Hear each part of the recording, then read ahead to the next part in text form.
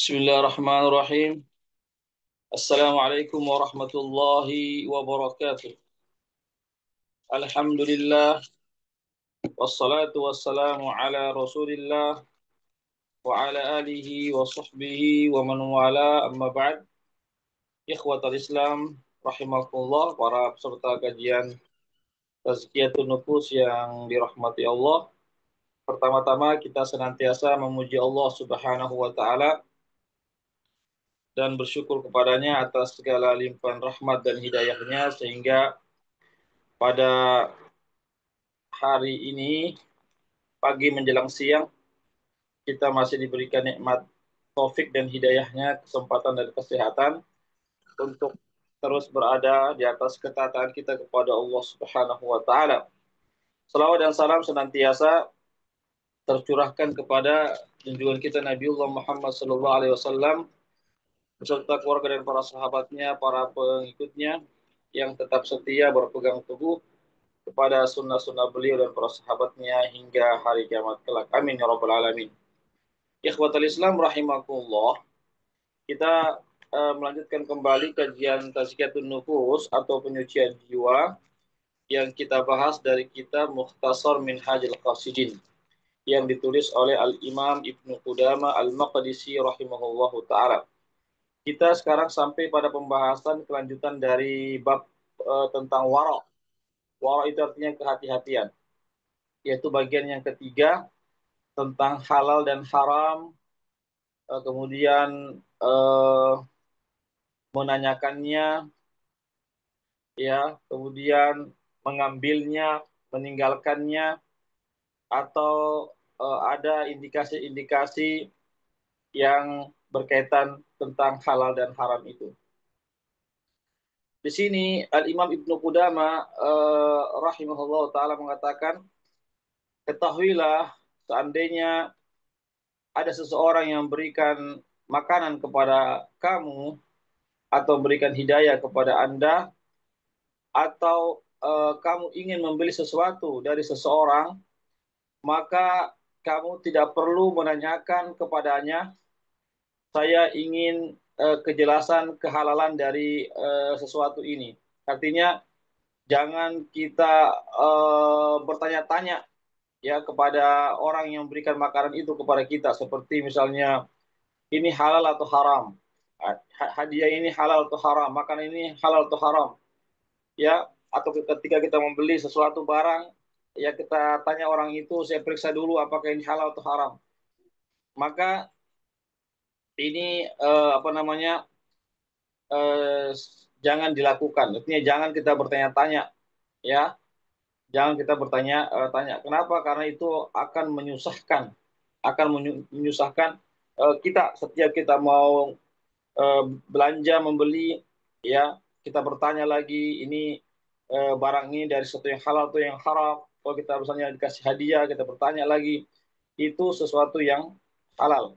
Ya, satu yang memberatkan ya, kalau kita selalu bertanya-tanya terus. Ya, meskipun itu tidak menanyakan itu bukan bersifat mutlak. Artinya, kadang kita bertanya dari mana sumbernya halal atau haram itu terkadang wajib kita bertanya. Terkadang juga haram untuk kita bertanya. Terkadang juga disunahkan atau dianjurkan untuk bertanya. Terkadang juga dimakruhkan. Ya, jadi bertanya kepada seseorang yang memberikan hadiah, memberikan makanan, sesuatu kepada kita, atau kita membeli sesuatu, barang dari orang lain, itu ada berapa kemungkinan. Bisa dia menjadi haram kalau kita bertanya, bisa menjadi wajib, atau bisa menjadi makruh, atau yang dianjurkan untuk kita bertanya, ya, tentang asal usul barang tersebut. Ya, Eh, ya, pendapat yang benar dalam masalah ini adalah yaitu kapan kita bertanya ya, tentang sumber eh, barang tersebut halal atau haram, itu jika ada keraguan-raguan. Jika jika kita ragu terhadap barang tersebut, maka kita bisa bertanya, ya. Maka kita bisa bertanya. Keraguan-raguan itu sebenarnya dari dua sisi. Ada yang berkaitan dengan harta, ya, kita ragu terhadap barang tersebut, ya, barangnya, atau kita ragu terhadap orang yang membeli yang memberikan barang kepada kita atau orang yang menjual barang kepada kita. Ya, jadi keraguan-keraguan itu terjadi pada dua hal. Bisa kita ragu-ragu terhadap barangnya, ya, atau kita ragu-ragu terhadap orang yang memberikan barang tersebut atau orang yang menjual barang tersebut. Adapun yang berkaitan keraguan-raguan terhadap orang yang memiliki barang tersebut, maka contohnya kalau orang itu kita orang yang tidak kita kenal, ya, orang yang tidak kita kenal, ya, maka ini boleh jadi ada timbul keraguan-raguan, maka kita boleh menanyakannya, ya, boleh menanyakannya, ya, tapi ya, tapi jika tidak ada tanda-tanda padanya, artinya dia tidak kita kenal, tetapi tidak ada tanda-tanda padanya menunjukkan dia adalah orang yang zolim, ya, maka tidak perlu kita bertanya. Ya, artinya kalau kita melihat dia adalah orang-orang yang baik, ya, maka tidak perlu kita bertanya. Ya, misalnya dia apa namanya, misalnya apa namanya, yang penting tidak ada penampilan-penampilan bahwasanya dia itu adalah orang-orang yang zolim, ya, orang-orang yang jahat misalnya, maka kita tidak wajib bertanya, bahkan tidak boleh bertanya. Iya, misalnya dia memakai pakaian yang baik-baik, misalnya memakai pakaian orang yang apa namanya, eh, memakai pakaian ya yang menunjukkan orang-orang yang baik, misalnya pakaiannya sopan, maka kita tidak wajib untuk bertanya, bahkan tidak boleh kita bertanya. Kenapa? Karena kalau kita bertanya, padahal dia itu kita lihat ya penampilannya adalah orang-orang yang baik, sikapnya, ya, maka itu sama dengan kita mencederai kaum muslimin, ya, sama kita menyakiti kaum muslimin, ya, karena hukum asal orang muslim itu adalah orang yang baik, ya, orang yang adil, orang yang terpercaya, itu hukum asalnya, ya. Oleh karena itu jangan kita katakan kepadanya, wah, saya ragu-ragu ini terhadap barang yang saya beli darimu, oh, saya ragu-ragu ini terhadap pemberianmu, padahal dia orang muslim, ya, orang muslim, penampilannya juga tidak ada tanda-tanda orang jahat dan seterusnya, maka jangan kita bertanya tentang asal usul barang tersebut, ya. Ya, jadi sesungguhnya kita wajib bertanya atau boleh bertanya itu jika ada keraguan-raguan, ya, terhadap penampilan orang tersebut. Ya, misalnya kita tahu ini penampilan ini seperti penampilan orang-orang jahat misalnya, atau penampilan-penampilan orang-orang yang zolim, ya, itu wajib kita bertanya, atau minimal kita boleh bertanya. Ya, ikhwatal Islam, azakumullah. Ya, ya, bahkan kita tidak boleh bermuamalah dengan orang-orang yang kita lihat dari indikasi-indikasinya adalah orang-orang yang jahat misalnya, atau orang-orang yang sebagai orang yang berbuat zolim, ada tanda-tanda dari yang kita perhatikan, maka tidak boleh kita bermuamalah dengan mereka, artinya jual beli dengan mereka. Ya, ikhwatul Islam, azakumullah. Ya, karena tentu dari apa namanya, dari sikap-sikapnya, dari penampilannya itu menunjukkan tentang kepemilikan, artinya boleh jadi atau kemungkinan besar barang yang dia miliki itu bukan barang yang halal, ya. Ikhwatul Islam, azakullah. Adapun yang berkaitan dengan harta, keraguan-keraguan terhadap barang atau harta yang kita beli dari orang lain, atau kita mendapatkan dari orang lain berupa hadiah ataupun yang semisalnya, maka jika barang itu, ya, bercampur baur antara hak dan antara yang halal dengan yang haram, ya, kita ragu-ragu, ya, ragu-ragu terhadap barang tersebut karena bercampur antara haram dan halal. Ya, seperti misalnya apa namanya? Misalnya di sebuah pasar itu ada misalnya ada barang-barang yang merupakan hasil rampasan misalnya, ya, yang merupakan hasil rampasan. Iya, maka eh, dan itu pun dibeli eh, oleh apa namanya? Oleh halusuk, ya. Halusuk itu adalah orang-orang yang menjual di pasar, ya, membeli, dia beli barang itu oleh orang-orang yang ya, atau para penjual itu dia membelinya. Fa innahu la yajib 'ala man yashtari, ya, maka tidak wajib bagi orang yang membeli barang, ya, di pasar itu untuk menanyakan tentang barang tersebut. Ya. Kenapa? Karena barang tersebut yang ada di pasar itu sudah bercampur baur antara yang halal dan yang halal. Ya, antara yang halal dan yang haram sudah bercampur baur. Maka tidak ada kewajiban kita untuk menanyakan tentang sumbernya. Kecuali jika telah nampak bagi kita bahwasanya barang, ya, yang di tangan yang mereka jual itu eh, artinya betul-betul banyak, ya, sumbernya dari yang haram, ya, artinya lebih banyak haramnya daripada halalnya, dan itu nampak bagi kita jelas-jelas, maka kita wajib untuk menanyakannya, ya.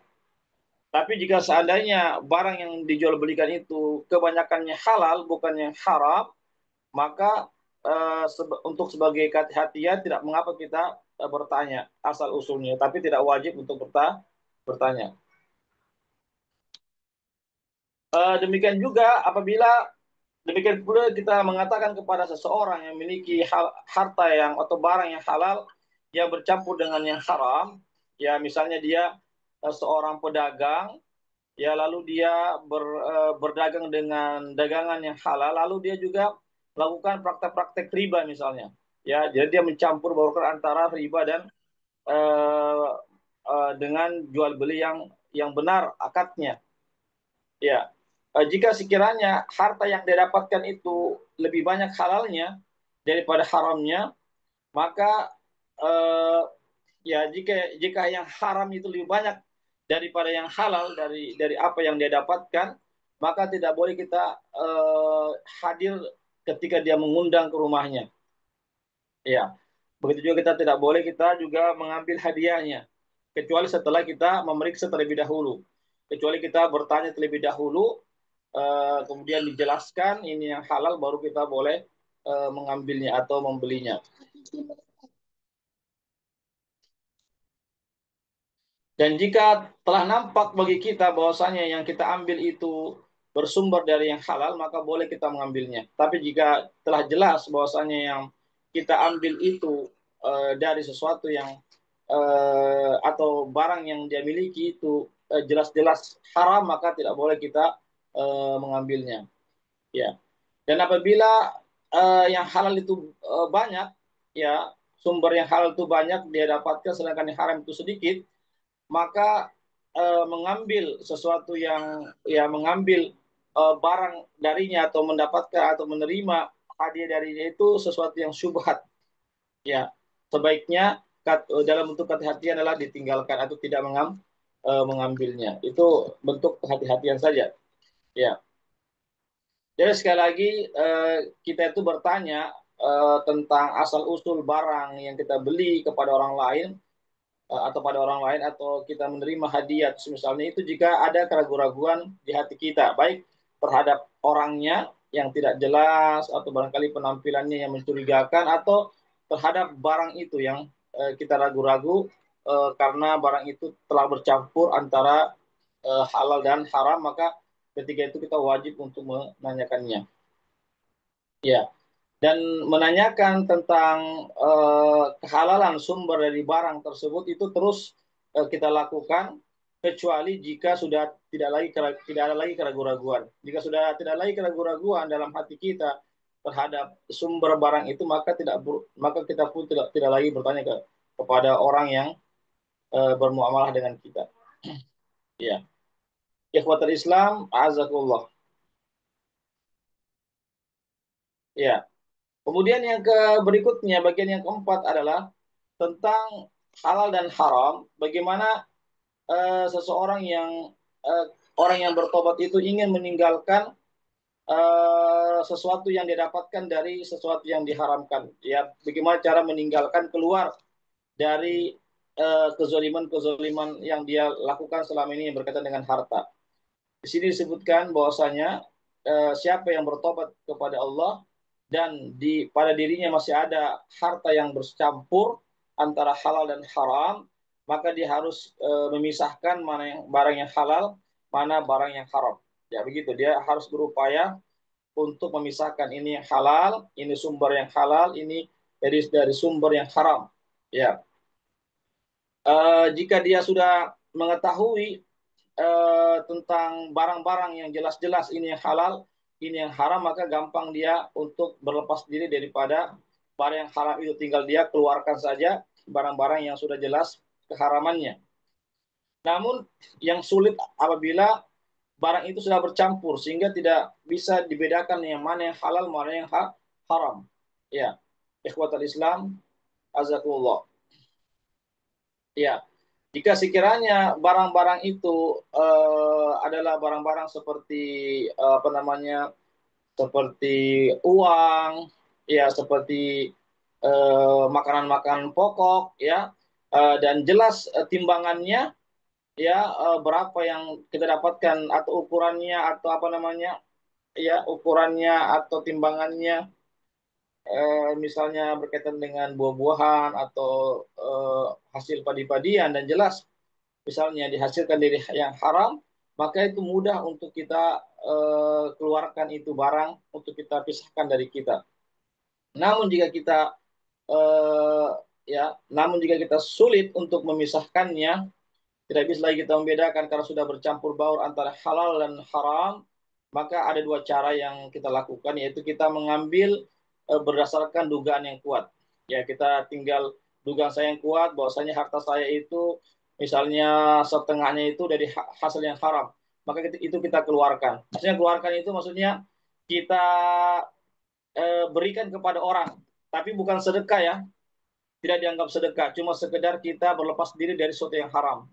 Misalnya kita eh, bangun misalnya jalanan untuk WC misalnya, ya. Yang penting jangan kita gunakan untuk pribadi kita. Jangan kita gunakan untuk pribadi kita. Kita kasih orang lain, tetapi jangan juga kita sampaikan kepada orang lain bahwasanya itu adalah dari sesuatu yang haram, ya. Yang penting kita kasihkan saja orang lain. Eh, Sekali lagi kita tidak mendapatkan pahala di situ karena itu barang yang haram. Kita cuma berlepas diri dari tanggung jawab tersebut. Cara yang kedua adalah kita mengambil dengan yang yakin. Inilah bentuk kehati-hatian. Artinya kita yakin bahwasanya yang haram itu misalnya setengah dari harta kita, maka itu yang kita keluarkan, kita lepaskan, jangan kita gunakan harta tersebut. Ya, ikhwatal Islam. Dan apabila kita sudah mengeluarkan harta yang haram, ya, eh, dan apabila seseorang itu sudah mengeluarkan harta yang haram, ya, lalu misalnya kita mengetahui bahwasanya ada orang yang memiliki barang yang orang tersebut yang pernah kita zolimi, maka kita harus wajib mengembalikan kepada orang tersebut yang kita pernah zolimi, yang kita pernah ambil barangnya itu. Kita kembalikan kepada orangnya, pemilik barang tersebut, atau kepada ahli warisnya. Seandainya orang itu sudah meninggal dunia, maka kita kembalikan kepada ahli warisnya barang yang pernah kita ambil tersebut. Jika sekiranya harta yang kita ambil dari orang lain dengan cara yang zolim, dengan cara yang tidak halal, itu memiliki apa namanya kelebihan-kelebihan atau ada tambahan-tambahan atau ada manfaat-manfaatnya, maka kita harus kumpulkan semuanya. Jadi barang yang kita ambil kemudian hasilnya itu kita kumpulkan semua, lalu kita berikan kepada orang yang pernah kita zolimi, yang pernah kita ambil harta secara zolim. Ya. Kemudian apabila kita sudah tidak mengetahui lagi pemilik barang tersebut, kita tidak mengetahui apakah dia meninggalkan warisan atau tidak, maka kita hendaklah bersedekah. Kita sedekahkan hartanya itu, niat pahalanya bagi orang yang pernah kita zolimi, kita ambil hartanya. Artinya kita sedekahkan. Sedekahkan apakah ke masjid kah, atau kita sedekahkan untuk orang-orang yang membutuhkan, orang-orang fakir miskin, atau yang semisalnya. Ikhwatul Islam, azakumullah. Ya, apabila harta itu merupakan harta untuk kaum muslimin, ya artinya harta itu adalah miliknya kaum muslimin, maka kita sedekahkan untuk pembangunan jembatan, untuk kebutuhan-kebutuhan, keperluan-keperluan sosial, jembatan atau masjid atau perbaikan jalan dan yang semisalnya. Seandainya barang itu merupakan miliknya kaum muslimin secara umum, maka kita gunakan juga, kita kembalikan barang tersebut atau harta tersebut untuk kepentingan kaum muslimin seperti membangun jembatan, perbaikan jalan, untuk masjid, untuk tempat-tempat sosial. Yang penting untuk kepentingan kaum muslimin. Ya, ikhwatul Islam, azakumullah.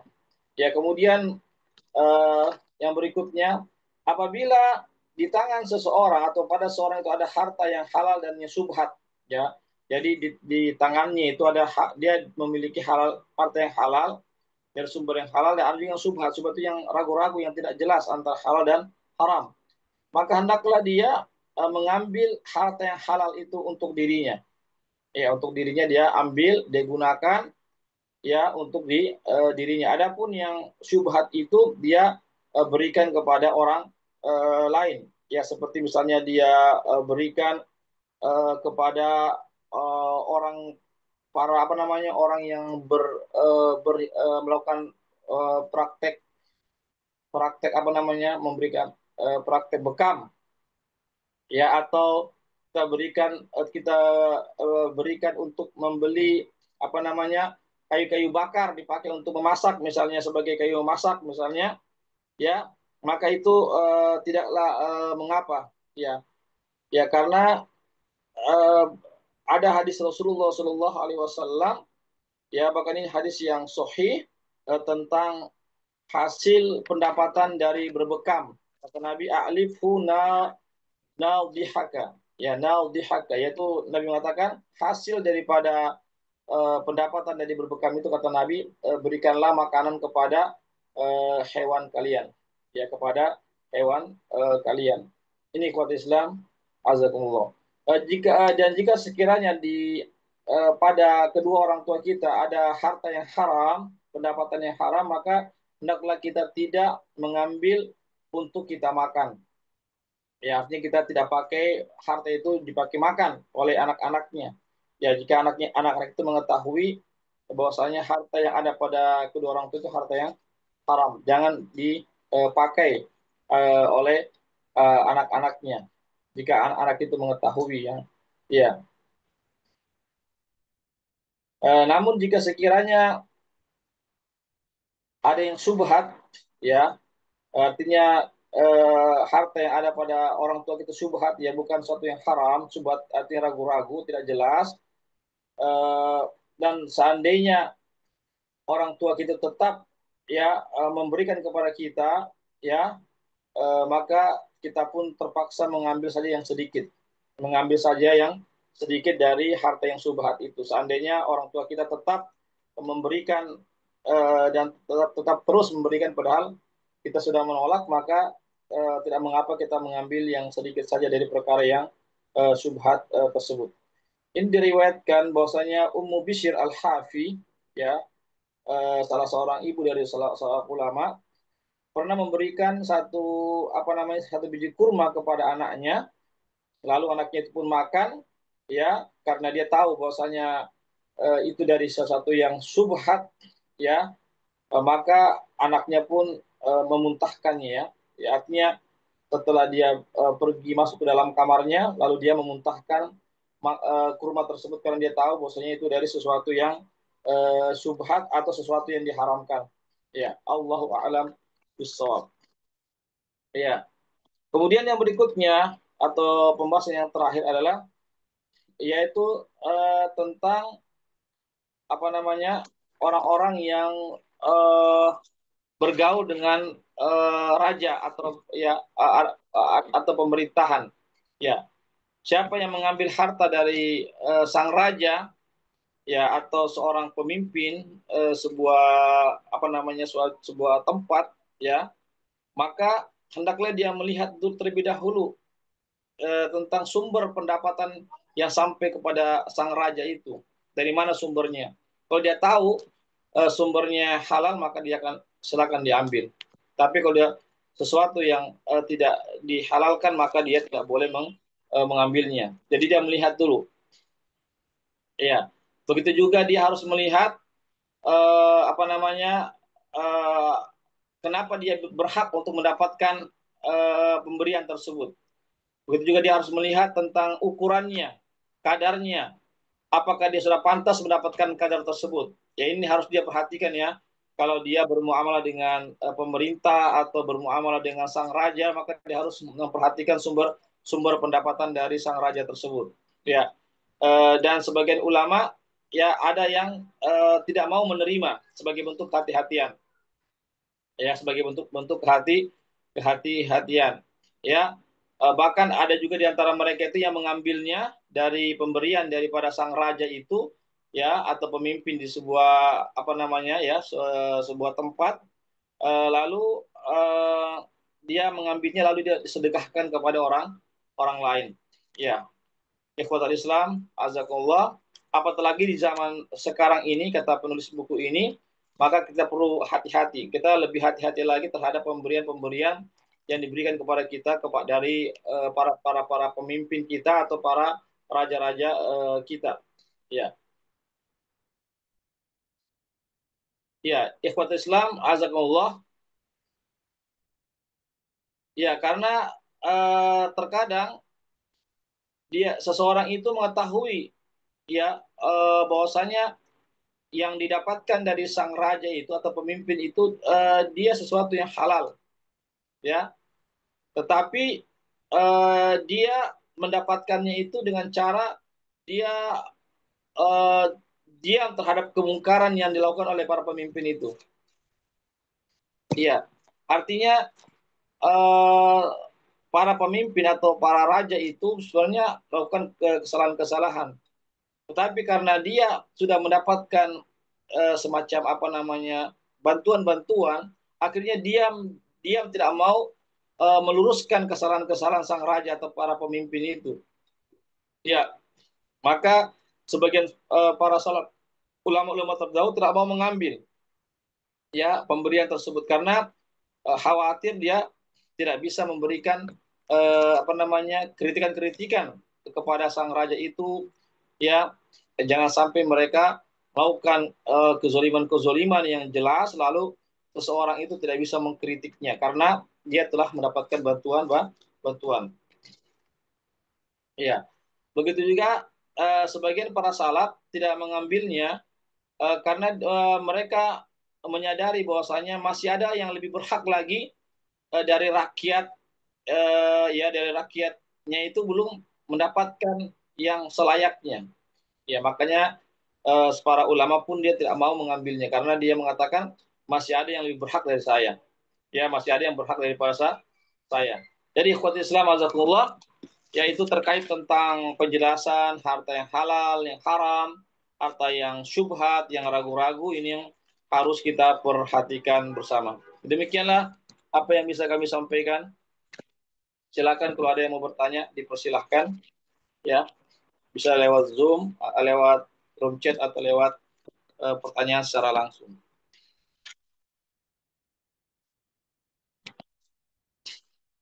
Baik, kalau tidak ada kita cukupkan sampai di sini.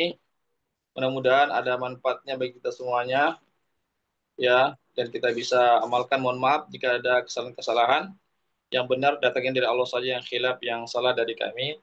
Kami akhiri dan sebelumnya kami ucapkan jazakumullah khairan kepada para peserta dan pada para donatur semuanya. Demikianlah kami akhiri dengan baca doa penutup majelis. Subhanakallahumma bihamdik asyhadu an la ilaha illa anta astaghfiruka wa atubu ilaik. Wassalamualaikum warahmatullahi wabarakatuh.